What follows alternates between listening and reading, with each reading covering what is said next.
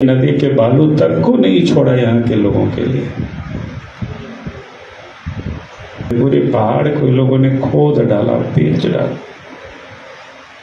ED वालों ने chargesheet जो सबमिट किया उसमें 1000 करोड़ की इलीगल पत्थर का खनन हुआ है।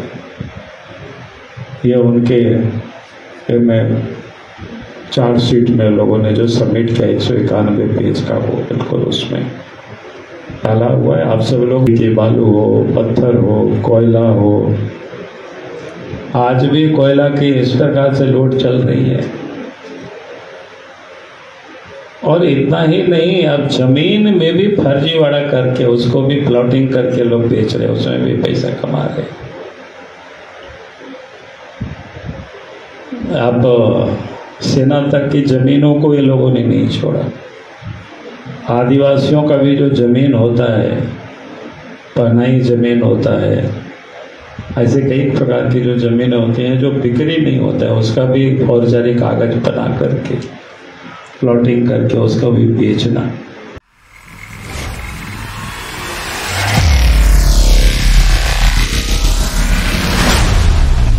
पूछा कि भैया कौन लोग आ रहे हैं, क्या हो रहा है, तो उन्होंने बड़ी अच्छा उत्तर दिया और मैं तो बिल्कुल उनके उत्तर का मैं बिल्कुल कायल रहा। उन्होंने कहा कि सर पता नहीं है, कल इंडी अलायंस वालों की बड़ी रैली हो रही है। मैंने पूछा कि भैया वो तो पोस्टर में लिखा हुआ, लेकिन आ कौन रहा है? तो उन्होंने कहा कि वो वही लोग आ रहे हैं। आप उन लोगों को कह सकते हैं ये लोग झारखंड के विरोधी भी रहे हैं, ये लोग विकास के विरोधी रहे हैं,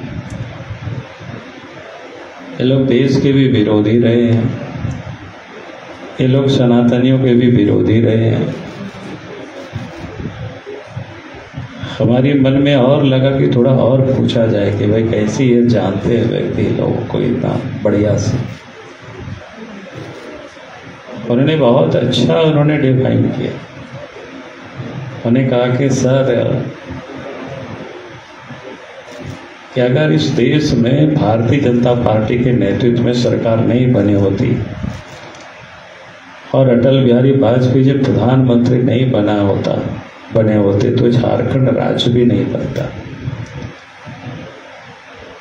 इन लोगों ने तो यहाँ रह करके कांग्रेस पार्टी ने 50-55 साल तक देश में राज किया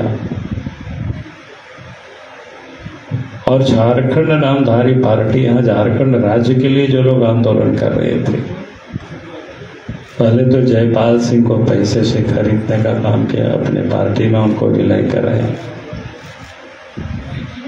फिर झारखंड राज्य नहीं दिया, फिर शिबू सोरेन बेचारा आंदोलन कर रहा था तो सरकार बचाने में तो इनको उपयोग किया पैसा दे करके, राज नहीं बनाया और बाद में जांच पड़ताल हुआ तो तिहाड़ जेल भी भेज दिया। यानी ये लोग आदिवासियों की बड़ी बड़ी बातें करते हैं, हितैषी की बातें करते हैं, झारखंड अपना है, झारखंड के विकास की बातें करते हैं, झारखंड वासियों की बातें करते हैं, लेकिन वास्तव में झारखंड के लोगों का अगर मान सम्मान की किसी ने रक्षा की और भावनाओं को किसी ने कोई समझा तो भारतीय जनता पार्टी ने समझा, एनडीए गठबंधन ने समझा और अटल बिहारी वाजपेयी जी ने समझा।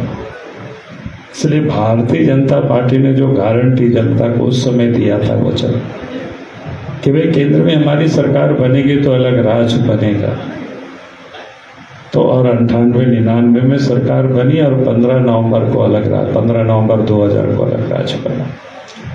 तो उन्होंने बड़ी अच्छे ढंग से बताया इस बात को और आज भी मैं अभी भी मैं याद करता हूँ। तो एक साधारण व्यक्ति भी किस प्रकार से भारतीय जनता पार्टी के बारे में सोचते हैं और बाकी लोगों के बारे में उनका क्या सोच होता है। सनातन के भी ये लोग विरोधी हैं। पिछले दिनों आप सब ने देखा कि सनातनियों को किस प्रकार से लोगों ने सनातन के बारे में मच्छर से, डेंगू के, मलेरिया से लोगों ने तुलना की। और उसकी समूल नष्ट करने की भी बात की। और इस गठबंधन के तमाम नेता बिल्कुल चुप रहे, यानी एक प्रकार से मौनम स्वीकृति लक्षण क्या बोलते हैं संस्कृत में शब्द है। तो ये जो इन लोगों की चरित्र है,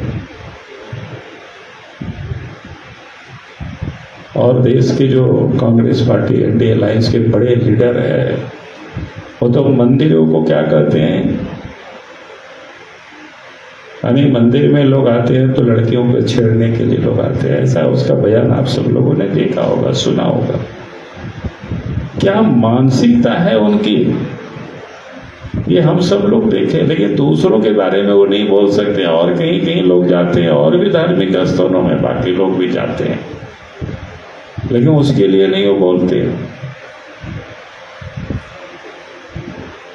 उन्होंने मंदिरों को किस प्रकार से उसकी तुलना करते हैं, राम के बारे में अपमानजनक शब्दों का भी प्रयोग करते हैं।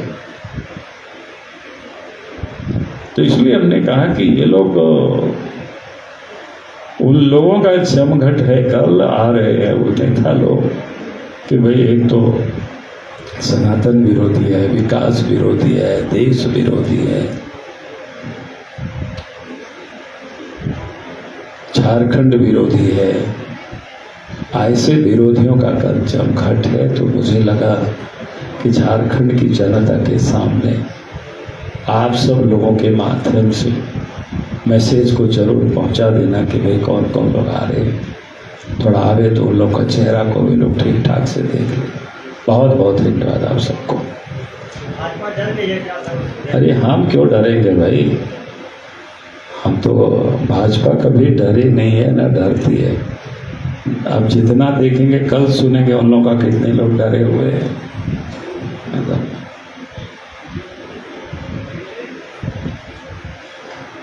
चलो हो गया, बहुत बहुत धन्यवाद।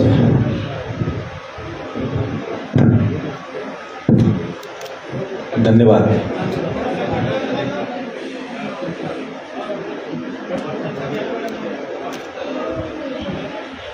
लोग बैठे रहते हैं, कुछ लोगों को यहाँ बिठाते हैं, और पूरी सत्ता का समय ये लोग लूटने में ये लोग लगाते हैं।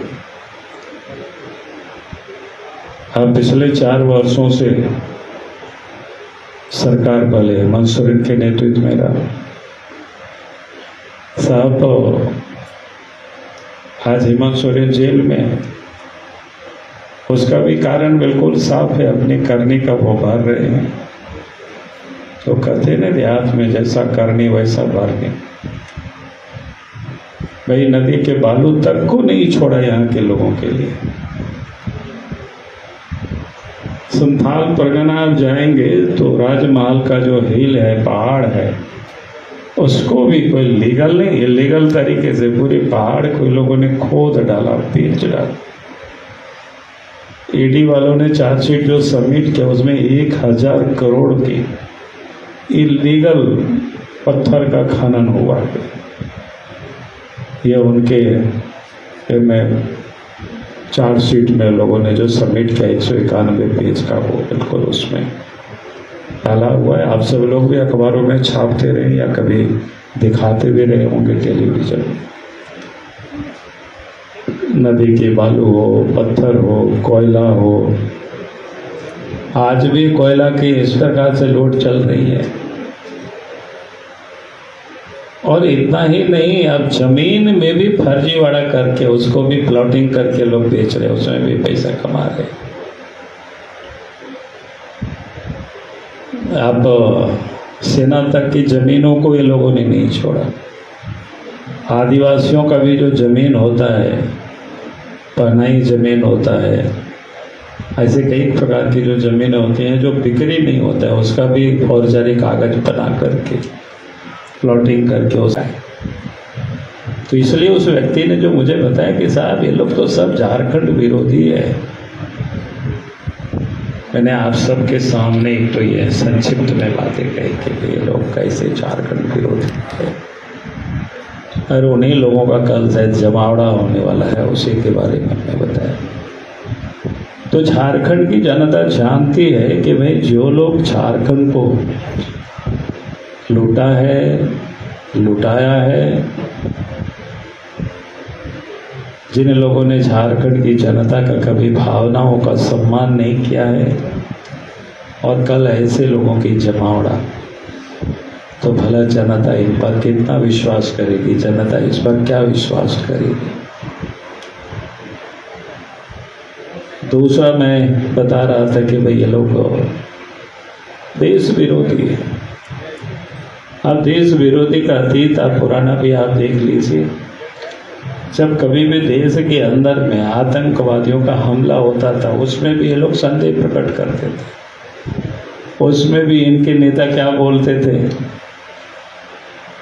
भैया तो हिंदू उग्रवादी, इस प्रकार की ना भगवा उग्रवादी, क्या क्या पता करते।